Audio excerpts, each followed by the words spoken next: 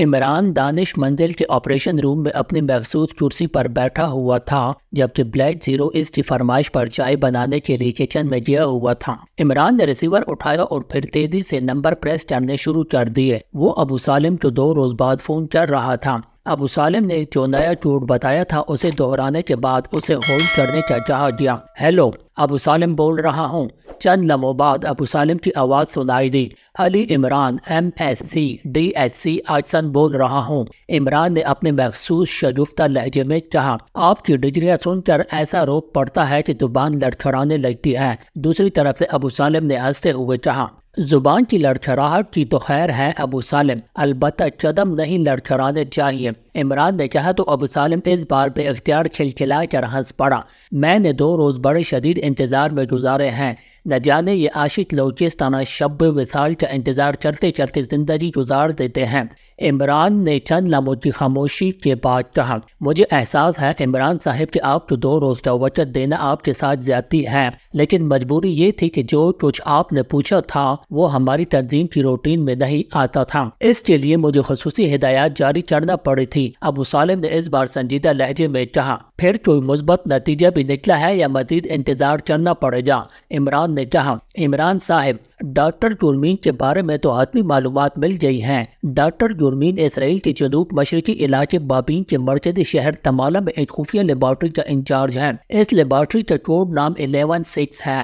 اس laboratory کے اوپر کھلونے بنانے والی ایک چھوٹی سی فیکٹری ہے جس کے نیچے لیبارٹری ہے۔ ابو سالم نے جواب دیتے ہوئے کہا تو عمران کے چہرے پر حیرت کے تاثرات ابھر آئے۔ ایسی تفصیلی رپورٹ آپ کو کیسے مل گئی؟ عمران نے کہا، عمران صاحب، تمالا میں بھی ہمارا سیٹ اپ موجود ہے جو وہاں ہر قسم کی سرگرمیوں کو چیک کرتا رہتا ہے، اور ڈاکٹر گرمین تو تمالا کے کلبوں میں آزادانہ آتا جاتا رہتا ہے۔ یہ بات وہاں مستقل رہنے والوں سے چھپی نہیں رہ سکتی۔ البتہ یہ رپورٹ بھی ملی ہے کہ ڈاکٹر گرمین گزشتہ 1 ہفتے سے لیبارٹری تک محدود ہو گیا ہے۔ اس لیبارٹری کا سیکیورٹی انچارج رچرڈ تھا جو ہمارے آدمی کا دوست تھا۔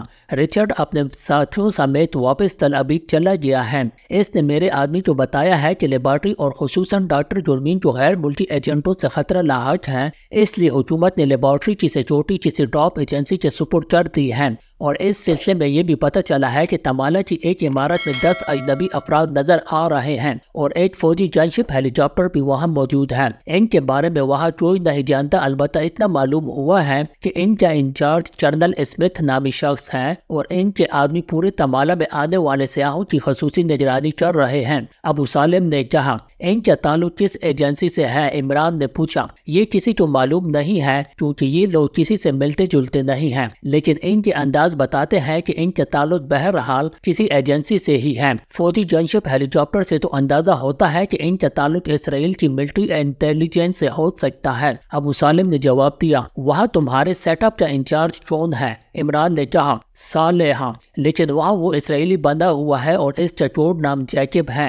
تمالا میں اس نے جیکب کلب کے نام سے ایک چھوٹا سا کلب بنایا ہوا ہے۔ ابو سالم نے کہا، اگر ہمیں تمالا جانا پڑے تو کیا جیکب ہماری کوئی مدد کر سکتا ہے؟ عمران نے کہا، ہاں، کیوں نہیں، میں اسے آپ کے بارے میں بتا دوں گا، لیکن آپ نے وہاں پرنس آف ٹم کا کوڈ بتانا ہے۔ ابو سالم نے کہا، ٹھیک ہے، اب دوسری بات سارج ایجنسی کے سلسلے میں اس کا کیا ہوا؟ عمران نے کہا، عمران صاحب، شدید کوشش کے باوجود اس نام کی کسی تنظیم کے بارے میں معلوم نہیں ہو سکا۔ اسرائیل اور قبرص میں بہرحال اس کا کہیں وجود نہیں ہے، البتہ مجھے ایک مہم سے اطلاع ملی ہے کہ رومانیہ کے صحرائی علاقے کارسانہ کے دشوار گزار صحرا میں قدیم دور کی ایک وسیع و عریض عمارت میں پراسرار سرگرمیاں مار کی گئی ہیں، اور کہا جاتا ہے کہ اس عمارت کو کسی ایسی تنظیم کا ہیڈ کوارٹر بنایا گیا ہے جو اکریمیہ اور اسرائیل نے مل کر بنائی ہے، اور اسے خفیہ رکھنے کے لیے اس کا ہیڈ کوارٹر کارسانہ میں بنایا گیا ہے، لیکن اس کا نام سامنے نہیں آ سکا۔ ابو سالم نے کہا، وہاں کوئی ایسا آدمی نہیں ہے جو اس بارے میں کوئی حتمی بات بتا سکے، یہ انتہائی اہم بات ہے۔ عمران نے کہا، رومانیہ میں ہمارا تو کوئی نیٹ ورک نہیں ہے، البتہ ایک مجرم تنظیم ہے جس کا نام وائٹ وولف ہے، اس کا چیف آسکر میرا دوست ہے، وہ قبرص میں آتا جاتا رہتا ہے۔ یہ لوگ حساس اسلحے کی اسمگلنگ کا دھندا کرتے ہیں۔ اگر آپ چاہیں تو میں اسے فون کر کے اس کے ذمہ لگا دوں، یا ہو سکتا ہے کہ وہ اس بارے میں ذاتی طور پر جانتا ہو۔ لیکن عمران صاحب، یہ لوگ پروفیشنل ہیں۔ ابو سالم نے قدرے ہچکچاتے ہوئے کہا۔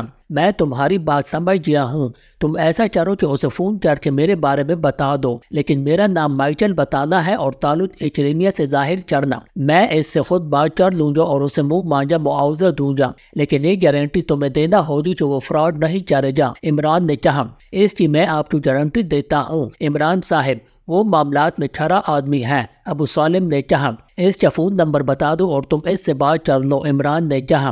آپ اسے 1 گھنٹے بعد فون کر لیں، نمبر میں بتا دیتا ہوں، ابو سالم نے کہا اور نمبر بتا دیا۔ اوکے، عمران نے کہا اور ریسیور رکھ دیا۔ بلیک زیرو اس دوران کچن سے آ کر اس کے سامنے چائے کی پیالی رکھ کر خود میز کی دوسری طرف جا کر اپنی کرسی پر بیٹھ گیا تھا۔ اس کے سامنے بھی چائے کی پیالی موجود تھی۔ اس کا مطلب ہے عمران صاحب کہ فارمولہ یا حالت لینے کے لیے آپ کو اسرائیل جانا پڑے گا، بلیک زیرو نے کہا۔ ہاں، لیکن جو رپورٹ وہاں کے بارے میں ابو سالم نے دی ہے اس سے ظاہر ہوتا ہے کہ انہیں وہاں 5 ایشیا سیکرٹ سروس کے پہنچنے کا خدشہ لاحق ہو چکا ہے، اس لیے انہوں نے وہاں کی سیکورٹی کا انتظام کسی ایجنسی کے ذمہ لگا دیا ہے، اور یہ بات واقعی حیرت انگیز ہے کہ ہم نے ابھی تک ایسا سوچا ہی نہیں تھا، عمران نے کہا۔ 5 ایشیا سیکرٹ سروس کو اب محفوظ الفطرت سمجھا جانے لگا ہے، بلیک زیرو نے کہا۔ کاش ایسا ہوتا تو چیپ سے کوئی بڑا چیک تو وصول کیا جا سکتا تھا، عمران نے حسرت بھرے لہجے میں کہا تو بلیک زیرو بے اختیار کھلکھلا کر ہنس پڑا، اور پھر عمران آہستہ آہستہ چائے کی چسکیاں لیتا رہا۔ پھر 1 گھنٹے سے بھی زائد وقت گزار کر عمران نے ریسیور اٹھایا اور نمبر پریس کرنے شروع کر دیے۔ انکوائری پلیز، رابطہ ہوتے ہی ایک نسوانی آواز سنائی دی۔ یہاں سے رومانیہ کا رابطہ نمبر اور اس کی دارالحکومت کا رابطہ نمبر دے دیں، عمران نے کہا۔ ہولڈ کریں، دوسری طرف سے کہا گیا۔ ہیلو سر، کیا آپ لائن پر ہیں؟ تھوڑی دیر بعد فون آپریٹر کی آواز سنائی دی۔ یس، عمران نے کہا اور دوسری طرف سے دونوں نمبر بتا دیے گئے۔ عمران نے کریڈل دبایا اور پھر ٹون آنے پر اس نے ایک بار پھر نمبر پریس کرنے شروع کر دیے۔ انکوائری پلیز، رابطہ ٹائم ہوتے ہی ایک نسوانی آواز سنائی دی، لہجہ غیر ملکی تھا۔ کارسانہ کا رابطہ نمبر دے دیں، عمران نے کہا تو دوسری طرف سے نمبر بتا دیا گیا۔ عمران نے ایک بار پھر کریڈل دبایا اور ٹون آنے پر اس نے تیزی سے مسلسل نمبر پریس کرنے شروع کر دیے۔ آسٹر بول رہا ہوں، رابطہ ٹائم ہوتے ہی ایک بھاری سی مردانہ آواز سنائی دی۔ اکریمیہ سے مائیکل بول رہا ہوں، ابو سالم نے آپ کو میرے بارے میں بریف کیا ہوگا، عمران نے اکریمیہ لہجے میں کہا۔ اوہ ہاں، آپ کیا معلوم کرنا چاہتے ہیں؟ دوسری طرف سے چون کر پوچھا گیا۔ اسرائیل اور اکریمیہ کی مشترکہ تنظیم سازش کے بارے میں، جس کے متعلق خیال ہے کہ اس کا ہیڈ کوارٹر کارسانہ کے صحرا میں بنایا گیا ہے، عمران نے اندازے کے مطابق بات بناتے ہوئے کہا۔ سازش تو انتہائی خفیہ تنظیم ہے، آپ کو اس بارے میں کیسے علم ہو گیا؟ آسٹر نے حیرت بھرے لہجے میں کہا تو عمران کی آنکھوں میں چمک ابھر آئی۔ اس نے تو اندھیرے میں تیر چلایا تھا، لیکن یہ تیر عین نشانے پر جا لگا تھا۔ ابو سالم اور آپ جیسے دوستوں کی وجہ سے، عمران نے جواب دیا۔ میں آپ کا دوست نہیں ہوں، البتہ ابو سالم میرا دوست ضرور ہے۔ آپ سازش کے بارے میں کیا معلوم کرنا چاہتے ہیں؟ آسٹر نے کہا۔ جو کچھ تم حتمی طور پر جانتے ہو، اور میں نے ابو سالم کو بھی بتا دیا تھا کہ میں آپ کو باقاعدہ معاوضہ دینے کے لیے بھی تیار ہوں۔ عمران نے دانستہ اس معاوضے کے بارے میں بھی بتا دیا تھا تاکہ مطمئن ہو جائے۔ ٹھیک ہے، ابو سالم نے آپ کے بارے میں مجھے یقین دہانی کرائی ہے کہ آپ میرا نام کسی بھی سطح پر سامنے نہیں لے آئیں گے، کیونکہ سازش ایک انتہائی باوسائل اور بین الاقوامی تنظیم ہے، اور اسے 2 بڑے ملکوں کی سرپرستی حاصل ہے، جبکہ اس کے مقابلے میں میری کوئی حیثیت نہیں ہے، اور سازش نے اپنے آپ کو جس انداز میں خفیہ رکھا ہے، اسے اگر معلوم ہو گیا کہ میں نے آپ کو اس کے بارے میں کچھ بتایا ہے تو میرا نشان تک نہیں ملے گا، آسٹر نے کہا۔ آپ اپنے فون کو اچھی طرح محفوظ کر لیں، میری طرف سے آپ بے فکر رہیں، عمران نے کہا۔ میرا فون محفوظ ہے، ورنہ تو میں سازش کے بارے میں منہ سے بھاپ تک نہ نکالتا۔ بہرحال آپ مجھے پہلے $10 لاکھ معاوضہ ادا کریں گے، پھر میں آپ کو اس بارے میں حتمی اور تفصیلی معلومات دے سکتا ہوں، ورنہ نہیں، آسٹر نے صاف بات کرتے ہوئے کہا۔ اپنا بینک اکاؤنٹ اور دیگر تفصیلات بتا دیں، عمران نے کہا تو آسٹر نے تمام ضروری تفصیلات بتا دی جو ساتھ بیٹھا ہوا بلیک زیرو لکھتا جا رہا تھا۔ اوکے، اب میں 1 گھنٹے بعد بات کروں گا اور مجھے امید ہے کہ اس دوران آپ کے بینک اکاؤنٹ میں آپ کی مطلوبہ رقم پہنچ چکی ہوگی، عمران نے کہا، اور اس کے ساتھ ہی اس نے ریسیور رکھ دیا۔ ناراض میں کلارک سے کہو کہ وہ اس بینک اکاؤنٹ میں $10 لاکھ ٹرانسفر کرا دے، عمران نے کہا، اور بلیک زیرو نے ریسیور اٹھا کر نمبر پریس کرنے شروع کر دیے۔ پھر تقریباً 1 گھنٹے بعد عمران نے دوبارہ آسٹر کو فون کیا۔ آسٹر بول رہا ہوں۔ رابطہ ہوتے ہی آسٹر کی آواز سنائی دی۔ مائیکل بول رہا ہوں، رقم پہنچ گئی آپ کے اکاؤنٹ میں؟ عمران نے ایک کریمین لہجے میں کہا۔ ہاں مسٹر مائیکل، شکریہ، اب آپ جو پوچھنا چاہیں میں بتا سکتا ہوں، آسٹر نے کہا۔ سارش کے بارے میں آپ کے پاس جو حتمی معلومات ہوں وہ تفصیل سے بتا دیں، عمران نے کہا۔ سارش 4 سال پہلے قائم ہوئی ہے۔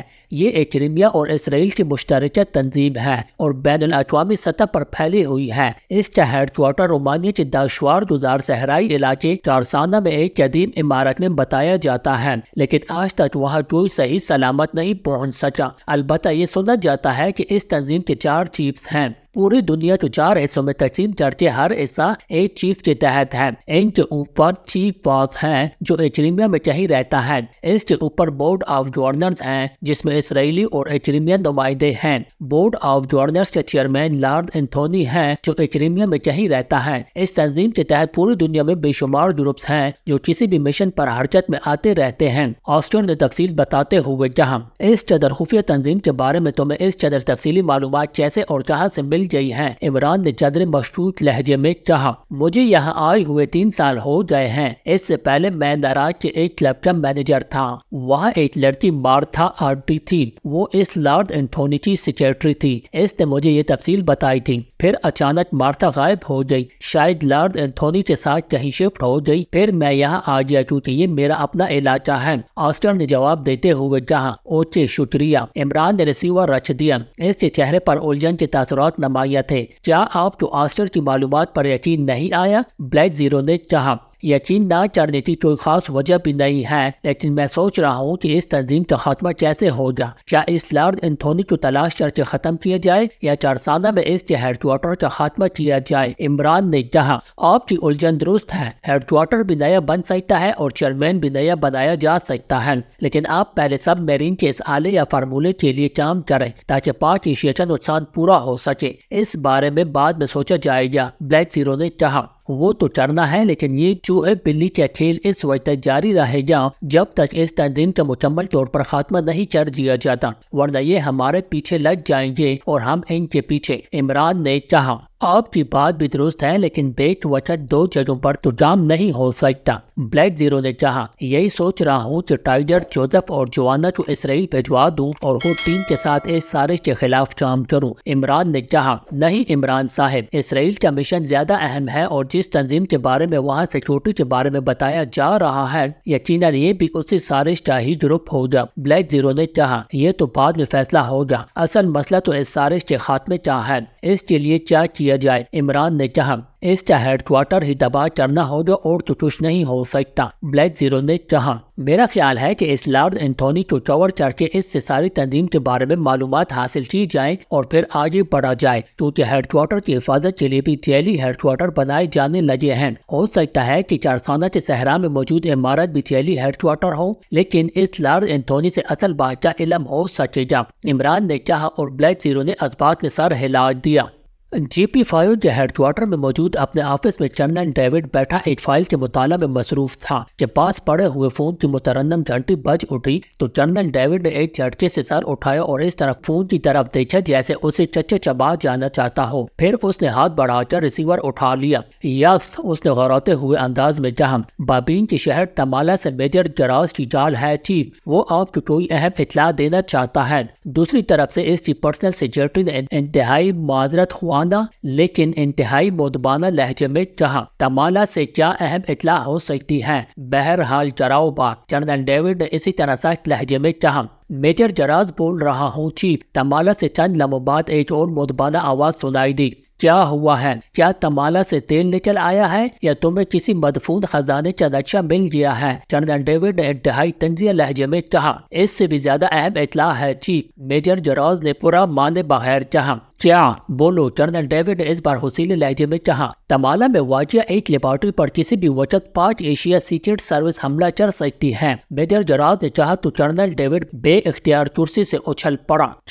کیا کہہ رہے ہو؟ کیا تم نشے میں ہو یا تمہارا دماغ خراب ہو گیا ہے؟ جنرل ڈیوڈ نے حلق کے بل چیختے ہوئے کہا۔ میں پوری ذمہ داری سے کہہ رہا ہوں چیف، دوسری طرف سے کہا گیا تو جنرل ڈیوڈ کے چہرے پر یک لگ جھنجھلاہٹ کے تاثرات ابھر آئے۔ یہ کیسے ممکن ہے؟ नॉनसेंस, इस वक्त तुम यकीनन नशे में हो। जनरल डेविड ने गुस्से की शिद्दत से डांट पीसते हुए कहा, सर आप यकीन करें मैं दुरुस्त कह रहा हूँ। मैंने आपको चाल करने से पहले अद खुद मुकम्मल तहकीकात की है। मेजर जराद ने बाएतमाद लहजे में कहा, ओ मगर ये कैसे हो सकता है? मुझे तो अब तक किसी ने इत्तला ही नहीं दी। ये कैसे मुमकिन है? जनरल डेविड ने सर को दाएं बाएं झटकते हुए कहा, सर इस बार इनके मुकाबले में एक और गैर मुल्की तंजीम को लाया गया है और इस तंजीम ने तमाला में अड्डा भी बना लिया है और उसके एक ग्रुप ने लेबोरेटरी की सिक्योरिटी भी संभाल ली है और वो पूरे तमाला तो एक तरफ बाबीन में एक एहतियात को चेक करते फिर रहे हैं। मेजर जराद ने कहा, गैर मुल्की तंजीम? ये क्या कह रहे हो? ये कैसे मुमकिन है कि किसी गैर मुल्की तंजीम तो इसराइल में सरकारी लेबोरेटरी का चार्ज दिया जाए और हमें इस सारे मामले का इल्म ही ना हो?